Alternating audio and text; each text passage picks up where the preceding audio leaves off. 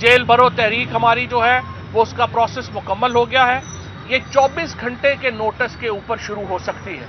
हो सकता है ये कल शुरू हो जाए, हो सकता है ये परसों शुरू हो जाए, लेकिन ये तहरीक बिल्कुल मुकम्मल है और इंशाअल्लाह हज़ारों लोग इस वक्त जो है वो गिरफ्तारी देने के लिए तैयार हैं। मुझे उम्मीद है सुप्रीम कोर्ट और पाकिस्तान की हाई कोर्ट इन मामलात का नोटिस लेंगी। इसके साथ में एक और नुक्ता ये रखना चाहता हूँ, जब ये इंटरिम गवर्नमेंट बनी थी हमने पंजाब में ये कहा कि 22 अफसर हैं जो तहरीक इंसाफ के खिलाफ ज़ाती तौर पे मुलव्वस हैं यहाँ पे इंतकामी कार्रवाइयों में, और उनको यहाँ अपॉइंट ना किया जाए। बड़े अफसोस की बात है कि इलेक्शन कमिश्नर ने और पंजाब हुकूमत ने उन 22 में से 17 ऑफिसर्स को पंजाब में अपॉइंट कर दिया है और बाकी जो 4 बचे हैं उनको भी लगाया जा रहा है।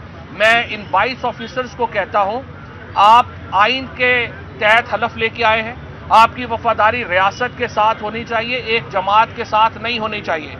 फौरी तौर के ऊपर खुद को अपने ओहदों से अलहदा करें और पार्टीजन ना हो, ताकि ये ना हो कि उसके ऊपर आपके खिलाफ बाद में कार्रवाई हो। लिहाजा ये मामलात ऐसे हैं जिस पे अदलिया को नोटिस लेना है और हम उम्मीद करते हैं कि अदलिया पाकिस्तान के आइन की तहफ़्फ़ुज़ करेगी और शहरी आज़ादियों का तहफ़्फ़ुज़ करेगी। हमारा मुतालबा ये है कि आइन से इनहराफ फौरी तौर पर ख़त्म किया जाए। फौरी तौर पर इलेक्शन कमीशन जो है वो पंजाब के इलेक्शंस का और खैबर पख्तूनख्वा के इलेक्शंस का तो जिम्मेदारी गवर्नर के पास है, वहाँ गवर्नर ने करना है। आज खैबर पख्तूनख्वा में पेशावर के अंदर जो अदालत के अंदर हियरिंग हुई है उसके अंदर भी 2 टोक कमेंट्स आए हैं, तबसरा आया है जजेस का। एक दिन उन्होंने सिर्फ और दिया है गवर्नर को।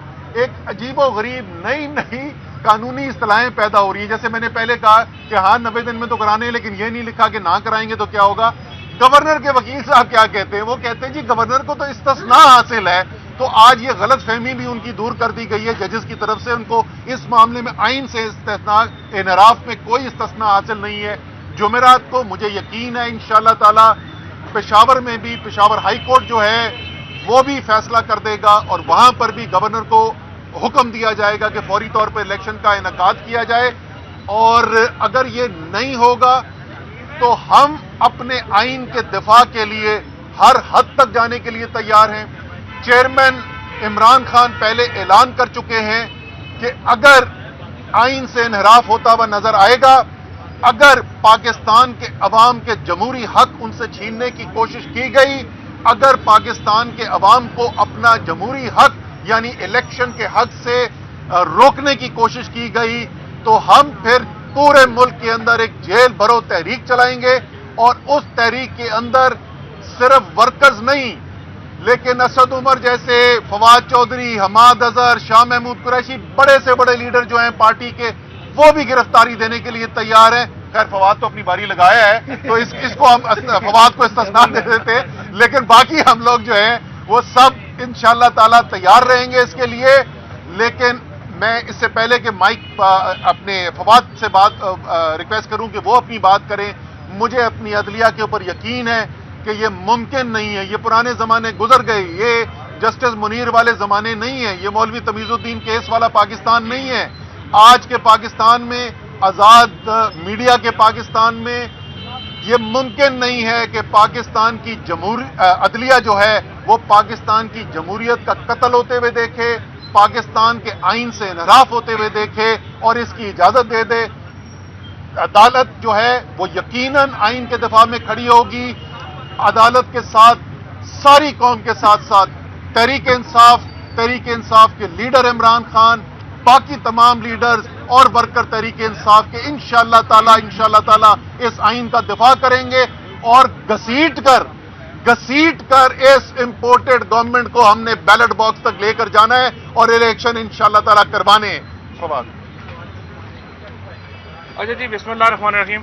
जिस तरह से अभी जो असद उमर साहब ने बताया कि पाकिस्तान के अंदर एक बहुत बड़ा आईनी बहरान जो है वो पैदा हो चुका है और इस बहरान का जो आज चौथा दिन है कि हाई कोर्ट ये हुक्म दे चुकी है और उसके बावजूद इंतखाबात की तरफ हम नहीं बढ़ रहे।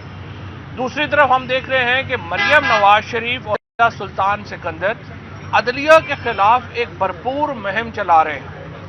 हमने ये देखा है कि किस तरीके से वही अकाउंट्स جو الیکشن کمیشن کی حمایت کر رہے ہیں وہی اکاؤنٹس اعلیٰ عدلیہ کے ججز کا تمسخر اڑا رہے ہیں، اور یوں لگتا ہے کہ مریم نواز شریف اس کیمپین کو لیڈ کر رہی ہیں، اور مجھے لگتا یہ ہے کہ اعلیٰ عدلیہ کو ایک منظم سازش کے تحت نشانہ بنایا جا رہا ہے۔ اس کا جو معاملہ ہے وہ کیوں یہ ہو رہا ہے، اس کی سب سے بڑی وجہ یہ ہے کہ جو NRO دیا گیا تھا پچھلی رجیم کی طرف سے 1100 ارب روپے کا جو پیسہ شریف فیملی اور زرداری فیملی کو ملا تھا، وہ کیس سپریم کورٹ میں کنکلوڈ ہونے لگا ہے، اور اب ججز کے اوپر یہ دباؤ بڑھانے کے لیے ایک پوزیشن لی جا رہی ہے، اور جس میں اعلیٰ عدلیہ کو ایک ڈیفینسو کرنے کے لیے یہ مہم جو ہے وہ چلائی جا رہی ہے۔ اس کے ساتھ آپ دیکھیے ہائی کورٹ کے فیصلے، اب یہ جو کانسٹیٹیوشنل اس وقت ایشو ہے الیکشن کرانے کا، ہائی کورٹ کا واضح حکم ہے، اس پہ امپلیمنٹ نہیں ہو رہا۔ اس سے پہلے جب مجھے گرفتار کیا گیا، لاہور ہائی کورٹ نے 3 دفعہ کہا کہ مجھے پیش کرے، ان کے فیصلے کو نہیں مانا گیا۔ اسلام آباد ہائی کورٹ نے کہا اسلام آباد کے اندر الیکشن کروائیں، وہ فیصلہ ردی کی ٹوکری میں چلا گیا۔ اس کے بعد شیخ رشید صاحب کو ضمانت دی گئی، اور اس فیصلے کو بھی ردی کی ٹوکری میں پھینک کر شیخ رشید کو گرفتار کیا گیا، اور اب یوں لگ رہا ہے کہ ایک باقاعدہ مہم کے تحت عدالتی فیصلوں کی وقت ختم کی جا رہی ہے۔ میں سپریم کورٹ کو اور جو ہائی کورٹ ہے ان کو یہ توجہ دلانا چاہتا ہوں کہ پہلی بار اتنے منظم پیمانے کے اوپر دوبارہ مسنگ پرسنز کے کیسز شروع ہو گئے ہیں۔ یہاں پہ محمد خان بھٹی جو سابق سیکرٹری ہیں پرویز الہی صاحب کے، آج ان کو 6واں 7واں دن ہے، ان کا کوئی اتا پتہ نہیں ہے۔ عامر ران جو لاہور ہائی کورٹ کے الیکٹڈ سیکرٹری تھے، ان کو 5 دن کے بعد رہا کیا گیا، اور اب بھی ان کے ساتھ جو سلوک ہوا اس کا ہمیں کوئی اتا پتہ نہیں ہے۔ پاکستان کی عدلیہ کا ایک ہی کام ہے، وہ پاکستان کے شہریوں کے حقوق کا تحفظ کرے، اور یہ ایسے معاملات ہیں جس پہ عدلیہ کو خاموش نہیں رہنا چاہیے۔ اس کے ساتھ ساتھ الیکشن کمشنر جو کر رہے ہیں، فیصل فاروقی صاحب جو پاکستان کے ایک بڑے وکیل ہیں، انہوں نے کل کہا ہے کامران خان کے شو میں کہ الیکشن کمشنر کو گرفتار کیا جا سکتا ہے اس توہین کے اوپر۔ ہم یہ مطالبہ رکھتے ہیں کہ الیکشن کمشنر کو اور گورنرز کے خلاف آئینی کارروائی عمل میں لائی جائے، اور صدر مملکت عارف علوی صاحب سے میری گزارش ہے پنجاب کے گورنر اور خیبر پختونخوا کے گورنر کے ریموول کے لیے جو آئینی جو پروسیس ہے اس کا آغاز کیا جائے، کیونکہ دونوں گورنرز نے واضح طور کے اوپر آئین کی دھجیاں اڑا دی ہیں، اور آئین کو ایک ردی کی کتاب میں کنورٹ کر دیا ہے۔ اور اگر آئین بھی نہ رہا، میں یہ بتا دوں آپ کو کہ پاکستان کی واحد کنسنسس ڈاکومنٹ اس وقت پاکستان کا آئین ہے، اگر یہ آئین کو بھی پاکستان کے اندر اس طرح سے سبوٹاج کر دیا گیا، پھر پاکستان کے اندر کوئی کنسنسس ڈاکومنٹ نہیں بچے گی، کوئی اتفاق رائے نہیں ہو سکے گا۔